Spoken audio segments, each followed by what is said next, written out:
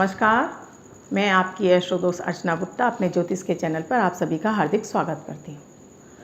आज मैं आपके सामने हाजिर हुई हूँ आपको नवरात्रि में आप किस तरह से माँ की स्थापना करें सरल विधि बताने के लिए, जिससे कि अगर आपके मन में भी संशय रहता है कि पता नहीं आपने माता की स्थापना सही विधि से की है, माता आपसे प्रसन्न होंगी भी या नहीं होंगी, ये आपके जो मन में संशय बना रहता है वो आपका संशय दूर हो सके।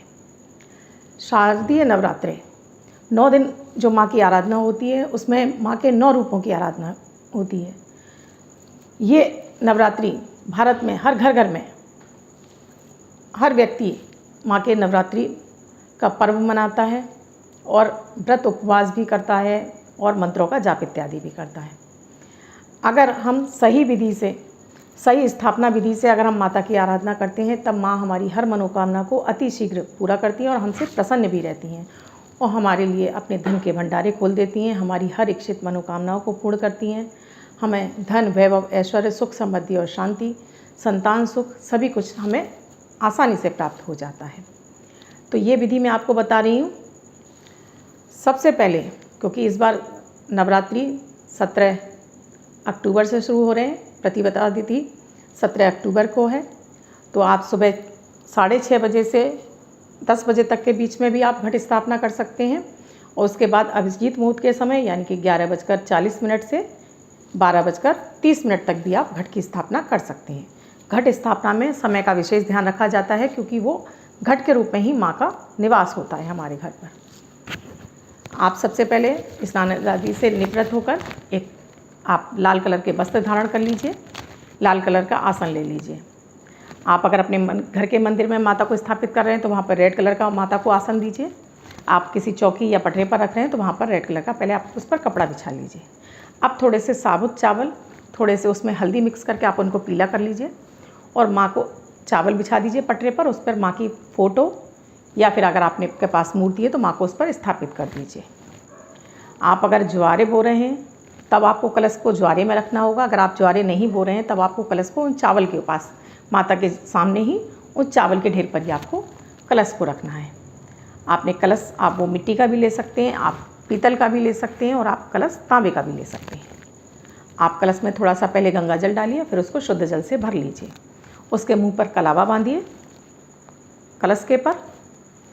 इसके बाद आप उसमें एक सिक्का, एक हल्दी की गांठ, थोड़े से साबुत चावल और एक सुपारी डाल दीजिए। आपने कलश के मुंह पर आपने कलावा बांध दिया। आप रोली से एक स्वास्तिक बनाइए और हल्दी के उसमें 4 बिंदियाँ लगाइए। इसके बाद आप आम के 5 पत्तों को कलश के मुंह पर रख दीजिए। उसके बाद एक नारियल लीजिए, आप वो सूखा वाला भी ले सकते हैं और हरा नारियल भी ले सकते हैं।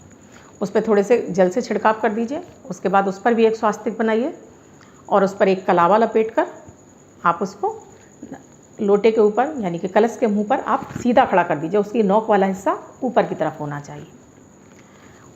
नारियल को उस पर स्थापित कर दीजिए। इसके बाद आप अगर आप अखंड दीपक जला रहे हैं तो आप उसके लिए एक बड़ा दीपक लीजिए, उसमें शुद्ध देसी घी भर लीजिए और माँ की दाईं तरफ आप देसी घी का दीपक जलाइए। तो अभी आपको दीपक नहीं जलाना है। आपने ये सारी तैयारियां कर ली।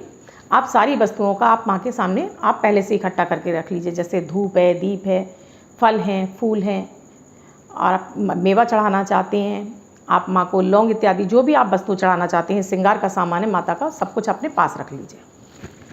इसके बाद आप अपना हाथ धोइए, थोड़ा सा जल ले लीजिए, एक लोटे में 1 चम्मच डाल लीजिए। आप पहले अपने हाथ धोइए।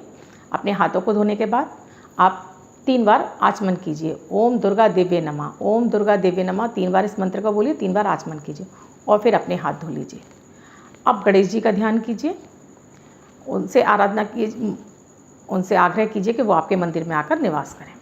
वरुण देव का ध्यान कीजिए, अपने गुरु का ध्यान कीजिए, अग्निदेव का ध्यान कीजिए और दीप देवता का ध्यान कीजिए और फिर उस जो आपने अखंड ज्योत जलाई है, रखी है, आप उसको दीपक को जला दीजिए और मनी मन प्रार्थना कीजिए, हे कर्म साक्षी दीपक, मैं आपको अखंड ज्योत के रूप में आपको जला रही हूँ या जला रहा हूँ।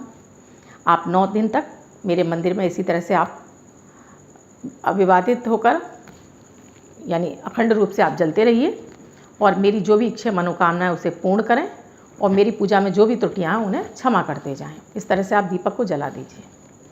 उसके बाद फिर से आप हाथ धोइए। आप क्षेत्र देवता का, नगर देवता का और ग्राम देवता को ध्यान कीजिए और उनसे आज्ञा मांगिए कि आप अपने मंदिर में माता का आह्वान कर रही हैं, उनकी पूजा प्रार्थना कर रही हैं और आपकी अगर अनुमति हो तो मैं अपनी ये पूजा संपन्न करूं, जिससे कि आपके साथ साथ मुझे माता का भी आशीर्वाद पूरा मिले और माता मेरी मनोकामना को पूर्ण करें। ऐसा बोलने के बाद फिर आप अपने हाथ में जल ले लीजिए, उसमें आप थोड़े से अक्षर डाल लीजिए, फिर अपना नाम बोलिए, अपने पिता का नाम बोलिए, अपना गोत्र बोलिए, फिर अपनी मनोकामना बोलिए और आप किस उद्देश्य से ये आप माता की पूजा कर रही हैं, आप क्या पाठ करने वाली हैं वो भी बोलिए और आप अखंड दीपक जला रही हैं वो भी बोलिए। सब कुछ आप जो भी इच्छा हो, मनोकामना, वो सब बोलकर और माता मेरी ये सब इच्छाएं पूरी करें और मेरे से इस पूजा में जो भी त्रुटियां हो रही माँ उन्हें क्षमा करती जाएं, ऐसी बोलते हुए उस जल को आप पृथ्वी पर छोड़ दीजिए।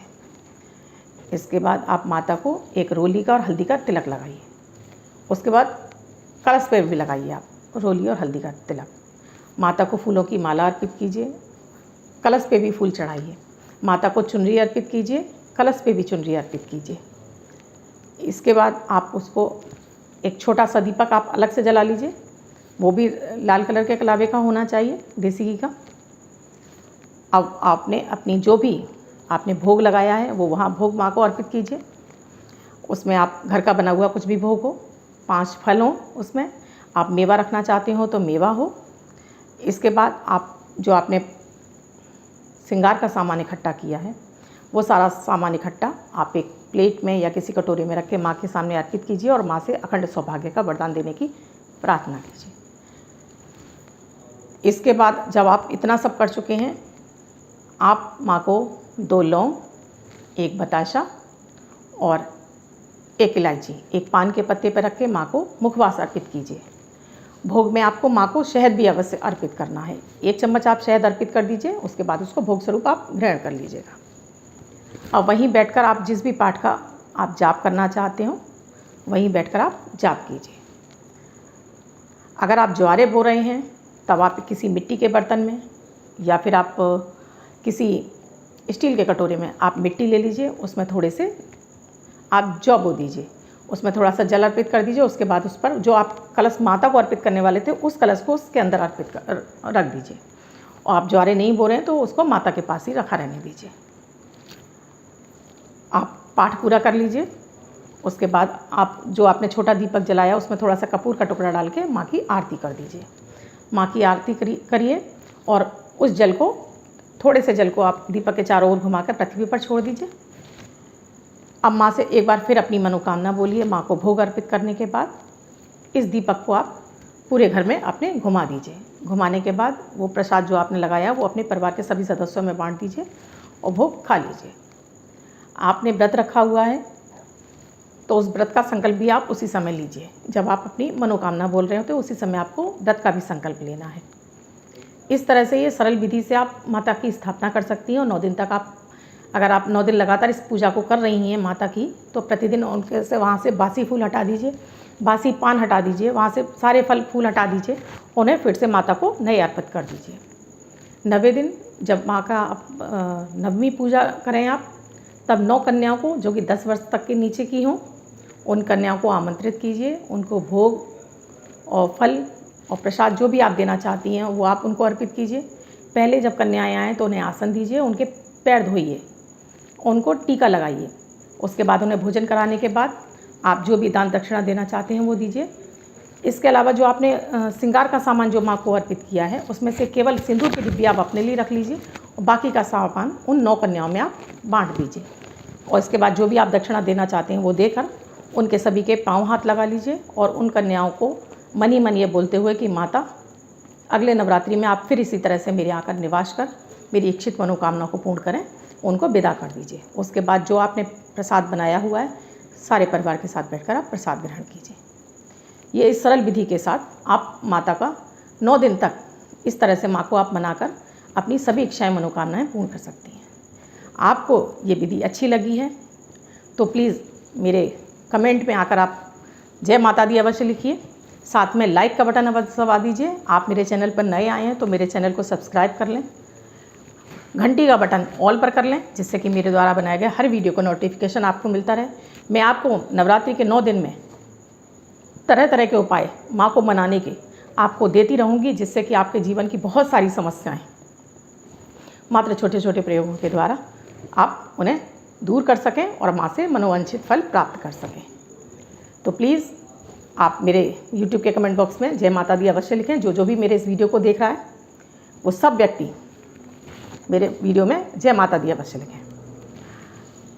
आप मुझसे किसी विषय के बारे में परामर्श चाहते हैं, अपनी समस्या के बारे में, तो मैंने डिस्क्रिप्शन में अपना व्हाट्सएप नंबर दिया हुआ है। मेरा व्हाट्सएप नंबर है 8077506510। इस नंबर पर आप कॉल या मैसेज के द्वारा प्रोसीजर जान सकते हैं। और साथ में ही मेरे इस वीडियो को अपने फैमिली मेम्बर्स, फ्रेंड सर्किल और अपने सोशल मीडिया के अकाउंट पर आप शेयर करते जाइए, जिससे कि आपके साथ साथ और भी व्यक्ति इन प्रयोगों करके शुभता प्राप्त कर सकें, लाभ प्राप्त कर सकें। आई होप मैंने आपको जो विधि बताई है वो आपको अच्छी लगी होगी, तो प्लीज़ कमेंट करके बताएं, साथ में इसको शेयर करते जाएं। धन्यवाद। मैं फिर मिलूंगी इसी तरह के दिव्य प्रयोगों के साथ।